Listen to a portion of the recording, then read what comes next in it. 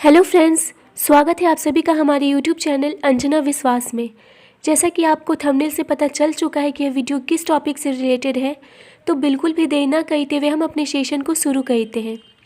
लेकिन video start करने से पहले आप सभी को एक बात बता दूं, यहाँ मैंने चैप्टर्स के इम्पॉर्टेंट पार्ट्स को कवर किया है ताकि कम समय में आपका यह चैप्टर तैयार भी हो जाए और आपसे कोई पॉइंट भी मिस ना हो, जिसके लिए मैंने पहले खुद इन चैप्टर्स को बहुत अच्छे से पढ़ा है। उसके बाद मैंने इसका शॉर्ट नोट्स तैयार किया है। तो चलिए हम इस सेशन को शुरू करते हैं। इस वीडियो में हम ज्योग्राफी क्लास 6 के चैप्टर 3 को पढ़ेंगे। फ्रेंड्स, इसके पहले हमने चैप्टर 1 एंड चैप्टर 2 बहुत ही अच्छे से कवर किया था। अगर आप में से किसी ने उन वीडियोस को मिस कर दिया है तो आप हमारे चैनल की प्लेलिस्ट में जाकर के उन वीडियोस को देख सकते हैं। तो चलिए आज की टॉपिक की शुरुआत करते हैं, जिसका नाम है पृथ्वी की गतियाँ। जैसा कि हम लोगों ने पिछले अध्याय में पढ़ रखा है कि जो पृथ्वी होती है वो स्थिर नहीं होती, बल्कि वो हमेशा क्या करती है, सूर्य की चारों ओर घूमते रहती है, यानी कि सूर्य का चक्कर काटती है। तो इस अध्याय में हम जानेंगे कि जो पृथ्वी सूर्य का चक्कर काटती है वो किस गति में सूर्य का चक्कर लगाती है, और पृथ्वी की जो गति होती है वो होती कैसे है, कैसे वो सूर्य के चारों ओर घूमती है। तो चलिए हम देखते हैं कि कैसे घूमती है। पृथ्वी की गति दो प्रकार की होती है, यानी कि जो पृथ्वी गति करती हुए जो सूर्य का चक्कर लगाती है वो कितने प्रकार की होती है, दो प्रकार की होती है। पहली गति घूर्णन गति कहलाती है और दूसरी परिक्रमण गति कहलाती है। तो देखिए, घूर्णन गति किसे कहते हैं? पृथ्वी का अपने अक्ष पर घूमना घूर्णन कहलाता है। जी हाँ फ्रेंड्स, हमने पिछले अध्याय में आपको बताया था कि अक्ष किसे कहते हैं। तो आप अपने माइंड में सोचो कि अक्ष कहाँ था। अब वहाँ से आप जोड़िए कि जब पृथ्वी अपने अक्ष पर घूमती है तो उसे हम घूर्णन गति कहते हैं। अब हम जानेंगे कि परिक्रमण गति क्या होती है। तो देखिए, सूर्य के चारों ओर एक स्थित कक्ष में पृथ्वी की गति को परिक्रमण कहते हैं। यानी कि हम लोगों ने पहले पढ़ रखा है कि जो पृथ्वी होती है वो दीर्घ वृत्ताकार पथ में सूर्य का चक्कर लगाती है, और उस दीर्घ वृत्ताकार पथ को हम लोग क्या कहते हैं, कक्ष कहते हैं। तो हो गई ना कि सूर्य के चारों ओर स्थित कक्ष में पृथ्वी की गति को परिक्रमण कहते हैं, यानी कि उस कक्ष के माध्यम से जब पृथ्वी सूर्य का चक्कर लगाती है तो हम उसे परिक्रमण कहते हैं। और दोनों में अंतर क्या हो गया, एक जो है वो अपने अक्ष पर घूमती है और दूसरी उस कक्ष पे घूमते हुए सूर्य का चक्कर लगाती है। अब देखिए, पृथ्वी का अक्ष एक काल्पनिक रेखा है जो इसके कक्षीय सतह से 66.5 डिग्री का कोण बनाती है। हम लोगों ने तो ये देख ही रखा है कि जो अक्ष होता है वो एक काल्पनिक रेखा है, वास्तविक में ऐसी कोई रेखा नहीं है। हमने अपनी सुविधा अनुसार, ताकि हम चीज़ों को अच्छी तरीके से समझ सके, हमने एक काल्पनिक रेखा मान लिया है जिसे हम लोग अक्ष कहते हैं। तो जो पृथ्वी की अक्ष होती है वो कक्षीय सतह से 66.5 डिग्री का कोण बनाती है। अब हम सोच रहे होंगे कि कक्षीय सतह होता क्या है। तो देखिए, जो वह समतल जो कक्ष के द्वारा बनाया जाता है उसे कक्षीय समतल कहते हैं, यानी कि कक्ष के द्वारा जो सतह का निर्माण किया गया उसे हम लोग कक्षीय समतल कहते हैं। तो देखिए, अब हम एक बार चित्र में भी देख लेते हैं।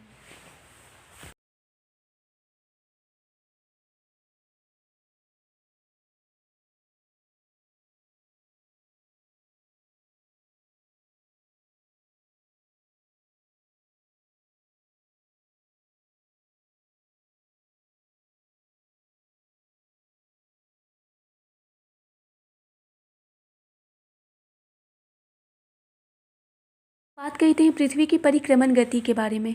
तो अभी हमने क्या पढ़ा था कि पृथ्वी जो है वो दीर्घ वृत्ताकार पथ में सूर्य के चारों ओर घूमती है। तो देखिए, ये जो दीर्घ वृत्ताकार पथ है इसी पे पृथ्वी क्या करती है, सूर्य के चारों ओर घूमती है।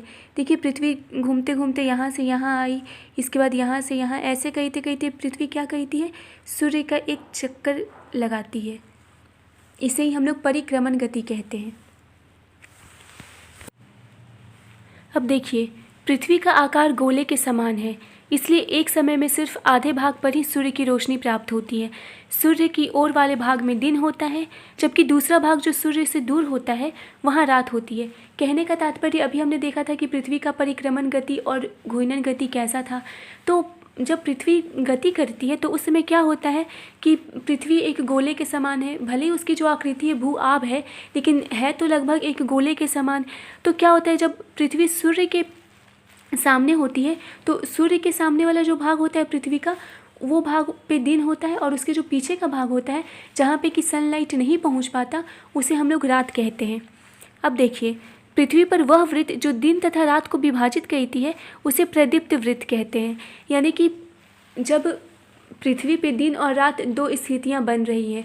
आधे भाग पे सनलाइट पहुंच रहा है और आधे भाग पे सनलाइट नहीं जा पा रहा है, तो उसके बीच में जो वृत्त का निर्माण होता है उसे हम लोग प्रदीप्त वृत्त कहते हैं।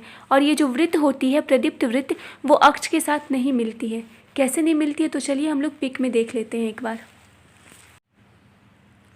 फ्रेंड्स, जैसा कि हम इस पिक में देख सकते हैं कि यहाँ पे है वो सन है और पृथ्वी जो है वो यहाँ पे है, वो सन का चक्कर लगा रही है। और ये जब चक्कर लगा रही है तो सन का लाइट इसके आधे भाग पे पड़ रहा है और जहाँ तक सन का लाइट आ रहा है वहाँ पे क्या है, दिन है, यानी कि उजाला है।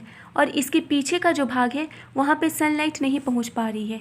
तो अब आपको समझ में आ गया कि जहाँ पे सनलाइट पड़ेगा उस भाग में दिन रहेगा और जहाँ पे सनलाइट नहीं पड़ेगा उस भाग में रात होगा, यानी कि अंधेरा होगा। अब हम बात करी थी प्रदीप्त वृत्त की, तो देखिए ये जो लाइन आप देख रहे हो ना, इसको जब हम इसी तरीके की ये लाइन पीछे भी गई होगी, यानी कि ये इस तरीके से क्या कर रही है, एक सर्कल का फॉर्मेशन कर रही है। और ये जो सर्कल है जो कि दिन और रात को दो अलग भाग में बांट रही है, उसे हम लोग प्रदीप्त वृत्त कहते हैं।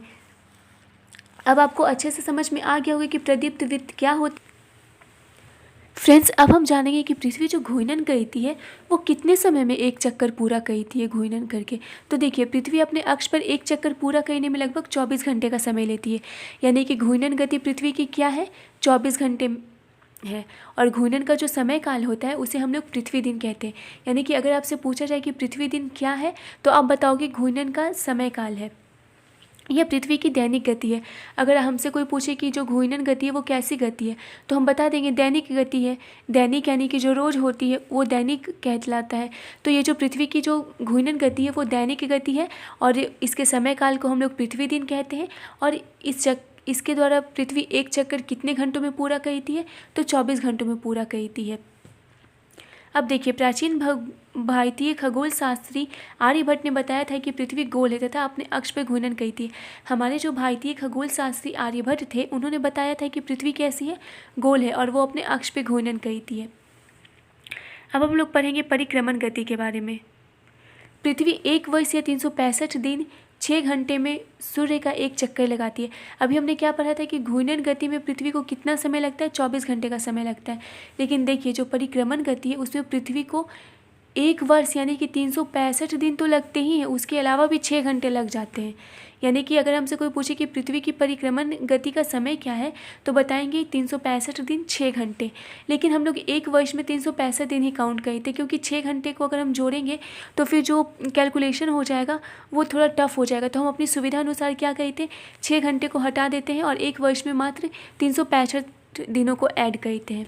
तो देखिए, 4 वर्षों में प्रत्येक वर्ष के बचे हुए 6 घंटे मिलकर एक दिन यानी कि 24 घंटे के बराबर हो जाती है। यानी कि ये जो 6 घंटे हम लोगों ने छोड़ दिया था वो 4 वर्ष में क्या होता है, 6 + 6 + 6 + 6 होकर के 24 आवर हो जाते हैं। और 24 आवर में क्या होता है, एक दिन और रात, यानी कि 12 घंटे का दिन 12 घंटे की रात होती है। तो इस तरीके से 4 वर्षों में जो प्रत्येक वर्ष का बचा हुआ 6 घंटा होता है, यानी कि जो 24 घंटे के बराबर हो जाता है, उस अतिरिक्त दिन को हम क्या कहते हैं, फरवरी में जोड़ देते हैं। तभी तो आप देखते हो कि कभी कभी फरवरी में 28 दिन होते हैं। लेकिन आप क्या देखो कि जब लीप ईयर आता है, यानी कि 4 साल के बाद जो फरवरी मंथ होता है उसमें 29 डेज़ होते हैं, यानी कि एक दिन बढ़ जाता है।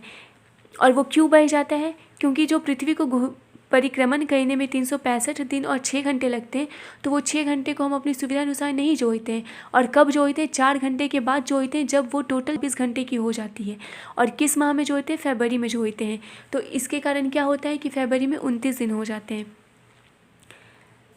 ऐसा वर्ष जिसमें 366 दिन होते हैं उसे लीप वर्ष कहा जाता है। अभी हमने क्या पढ़ा था कि 1 year is equal to 365 days. तो अब हम क्या जान रहे हैं, 1 leap year equal to 366 days.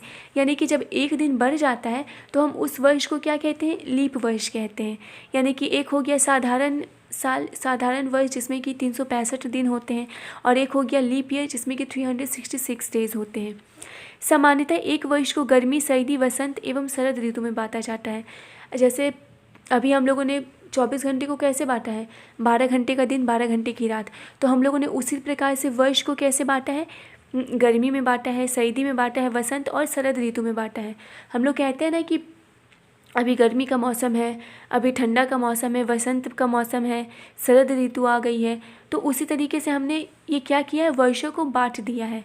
ऋतुओं में परिवर्तन सूर्य के चारों ओर पृथ्वी की स्थिति में परिवर्तन के कारण होता है। यानी हम लोग सिंपली याद रखेंगे कि जो मौसम परिवर्तित होता है वो किसके कारण होता है, पृथ्वी की परिक्रमण गति के कारण होता है। घूर्णन गति के कारण हमने क्या देखा था, दिन और रात होता है, और परिक्रमण गति मौसम में परिवर्तन होता है। तो अब आपको घूर्णन गति और परिक्रमण गति के बारे में बिल्कुल अच्छे से जानकारी हो गई कि किसमें कितना समय लगता है, और घूर्णन गति का परिणाम क्या होता है और परिक्रमण गति का परिणाम क्या होता है। तो इन सब बातों को माइंड में रखते हुए अब हम आगे बढ़ते हैं। देखिए 21 जून को कर्क रेखा पर सूर्य की किरणें सीधी पड़ती है। अब आपने कर्क रेखा, मकर रेखा, विषुवत वृत्त, इन सब चीज़ों को अच्छे से पढ़ रखा है। तो जब आप ये पढ़ो या फिर सुनो तो आप माइंड में इमेजिन करते जाना। अगर मैं कर्क रेखा बोलूँ तो आपका दिमाग कर्क रेखा पे जाना चाहिए। अगर मैं विषुवत वृत्त की बात करूँ तो आप विषुवत वृत्त के बारे में सोचना। तो उसी तरीके से अब आप ध्यान दीजिएगा।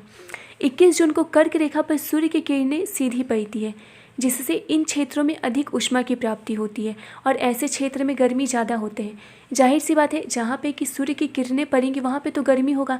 लेकिन अब आप सोचो, सूर्य की किरणें बिल्कुल लंबवत यानी कि बिल्कुल सीधी पड़ रही है, तो वहाँ तो गर्मी बहुत ज़्यादा होगी ना। तो वैसा क्षेत्र जहाँ पे कि सूर्य की किरणें सीधी पड़ती हैं, वहाँ पे क्या होता है, गर्मी की मात्रा बहुत ज़्यादा प्राप्त होती है। और ऐसा कब होता है, 21 जून को कर्क रेखा पर होता है।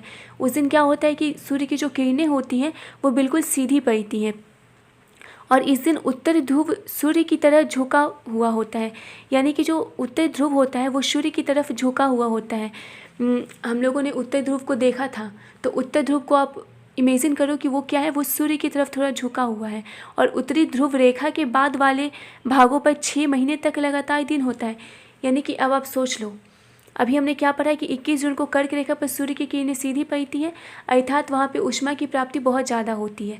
और इस दिन क्या होता है, इस दिन जो उत्तर ध्रुव होता है वो सूर्य की तरफ झुका होता है, और सूर्य की तरफ झुके होने के कारण उत्तर ध्रुव रेखा के बाद वाला जो क्षेत्र होता है वहाँ पे 6 महीने तक लगातार दिन होता है। सोच लीजिए, 6 महीने तक लगातार दिन होता है। कहाँ होता है, उत्तर ध्रुव रेखा के बाद वाले क्षेत्र पर होता है। अब देखिए, चूंकि उत्तरी गोलार्ध के बहुत बड़े भाग में सूर्य की रोशनी प्राप्त होती है, इसलिए विषुवत वृत्त के उत्तरी भाग में गर्मी का मौसम होता है। यानी कि अब जो उत्तरी गोलार्ध है उसका बहुत बड़े भाग में रोशनी प्राप्त हो रही है।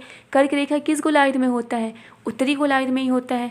तो वही यहाँ पे कहा जा रहा है कि चूँकि उत्तरी गोलार्ध में बहुत बड़े भाग में रोशनी प्राप्त होती है सूर्य की, इसलिए विषुवत वृत्त के उत्तरी भाग में गर्मी का मौसम होता है।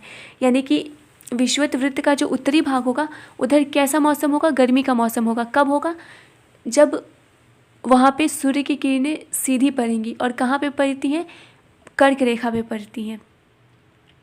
21 जून को इन क्षेत्रों में सबसे लंबा दिन तथा सबसे छोटी होती है। पृथ्वी की इस अवस्था को उत्तर अयनांत कहते हैं।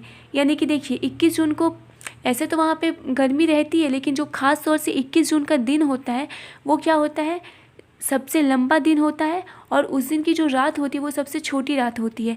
और ये जो अवस्था होती है 21 जून वाली, उसे हम क्या कहते हैं, उसे हम उत्तर अयनांत कहते हैं। तो ये बात आपको बिल्कुल अच्छे से याद होना चाहिए कि उत्तर अयनांत क्या होता है।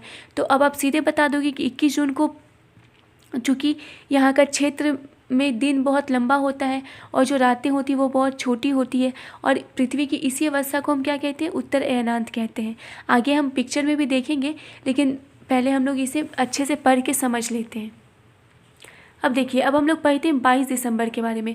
22 दिसंबर को दक्षिण ध्रुव के सूर्य की ओर झुके होने के कारण मकर रेखा पर सूर्य की किरणें लंबवत सीधी पड़ी थी। इसके पहले हमने क्या पढ़ा था कि जो उत्तरी ध्रुव था वो सूर्य की ओर झुका हुआ था, और जो सूर्य की लंबवत किरणें थी वो कर्क रेखा पे पड़ रही थी। लेकिन इसकी विपरीत स्थिति होती है 22 दिसंबर को। यानी यहाँ पे क्या होता है, यहाँ पे दक्षिण ध्रुव सूर्य की ओर झुकी होती है, और जो मकर रेखा होता है उस पर सूर्य की किरणें लंबवत पड़ती हैं। तो इसके कारण क्या होता है कि दक्षिण गोलार्ध जो होता है वो बहुत बड़ी मात्रा में प्रकाश को प्राप्त करता है। यानी कि यहाँ पे गर्मी जो होती है वो बहुत बड़ी मात्रा में होती है। क्यों होती है, क्योंकि सूर्य की किरणें जो होती हैं वो लंबवत यहाँ प्राप्त होती हैं मकर रेखा पे। और इस प्रकार जो दक्षिणी गोलार्ध में जो दिन और रात होगा वो दिन लंबे होंगे और जो रातें होंगी वो छोटी होंगी। और कौन सी ऋतु होगी, ग्रीष्म ऋतु होगी। यानी कि यहाँ पे ग्रीष्म ऋतु वाली लंबे दिन और छोटी रातें होंगी। पृथ्वी की इस अवस्था को दक्षिण अयनांत कहा जाता है। इसके ठीक विपरीत स्थिति उत्तर गोलार्ध में होती है। अभी हमने देखा था दक्षिणी अयनांत के बारे में। तो अब आप उत्तर अयनांत और दक्षिण अयनांत बिल्कुल अच्छे से याद रखिएगा कि दोनों में क्या अंतर है और दक्षिण अयनांत क्या होता है और उत्तर अयनांत क्या होता है। अब देखिए 21 मार्च एवं 23 सितंबर को सूर्य की किरणें विषुवत वृत्त पर सीधी पड़ती है। अभी तक हम लोगों ने क्या देखा था कि जो सूर्य की किरणें थी वो कर्क रेखा पे लंबवत पड़ रही थी, फिर मकर रेखा पे लंबवत पड़ रही थी। अब हम क्या जान रहे हैं कि विषुवत वृत्त पर लंबवत पड़ रही हैं, यानी कि पृथ्वी का जो सबसे बीच से हम लोग जो विषुवत रेखा बनाते हैं, जो विषुवत वृत्त होता है, वहाँ पे सूर्य की किरणें सीधे लंबवत पड़ रही हैं। तो देखिए ऐसी स्थिति में क्या होगा, इस अवस्था में कोई भी ध्रुव सूर्य की ओर झुका नहीं होता, इसलिए पूरी पृथ्वी पर दिन और रात बराबर होते हैं। इसे विषुव कहा जाता है। अभी तक हम लोगों ने पढ़ा कि एक बार दक्षिण ध्रुव सूर्य की ओर झुका हुआ था, एक बार हमने देखा कि जो उत्तर ध्रुव था वो सूर्य की ओर झुका हुआ था। लेकिन नहीं, ये जो विषुवत वृत्त वाली स्थिति है, जब विषुवत वृत्त पे सूर्य की किरणें लंबवत पड़ रही हैं, तो इस अवस्था में क्या हो रहा है कि ना उत्तरी ध्रुव सूर्य की ओर झुका हुआ है, ना ही दक्षिणी ध्रुव सूर्य की ओर झुका हुआ है। अब क्या हो रहा है कि जो दिन और रात है वो बराबर हो रहा है, क्योंकि दोनों में से कोई भी ध्रुव सूर्य की ओर नहीं झुका हुआ है और जो किरणें हैं वो लंबवत पड़ रही हैं विषुवत वृत्त पे। और इस स्थिति को हम क्या कहते हैं, विषुव। यानी कि विषुव की स्थिति में क्या होगा, दिन और रात बराबर होगा। और ये कब होता है, 21 मार्च एवं 23 सितंबर को। 23 सितंबर को उत्तरी गोलार्ध में शरद ऋतु होती है, जबकि दक्षिणी गोलार्ध में वसंत ऋतु होती है। 23 सितंबर को उत्तरी गोलार्ध में कौन सी ऋतु होती है, शरद ऋतु होती है, और दक्षिणी गोलार्ध में वसंत ऋतु होती है। और इसके ठीक विपरीत 21 मार्च को उत्तरी गोलार्ध में वसंत ऋतु होती है और दक्षिणी गोलार्ध में शरद ऋतु होती है। अभी हम लोगों ने जो जो पढ़ा है उसे आप इस चित्र के माध्यम से देखकर समझिए। यहाँ पे क्या है, 21 जून की स्थिति दिखाई जा रही है, यहाँ पे 21 जून की स्थिति दिखाई गई है, यहाँ पे 22 दिसंबर की स्थिति दिखाई गई है, यहाँ पे 21 जून की स्थिति दिखाई गई है और यहाँ पे 23 सितंबर की स्थिति दिखाई गई है। तो अब हमने जितनी भी चीज़ों को पढ़ा है वो इस चित्र को देख करके आप समझ सकते हैं कि देखिए 21 जून वाली जो उत्तर अयनांत है, इस समय क्या होता है, दक्षिणी ध्रुव सूर्य से दूर होता है और जो उत्तरी ध्रुव होता है वो सूर्य से नज़दीक होता है। तो इधर ग्रीष्म ऋतु होगा और इधर शीत ऋतु होगा।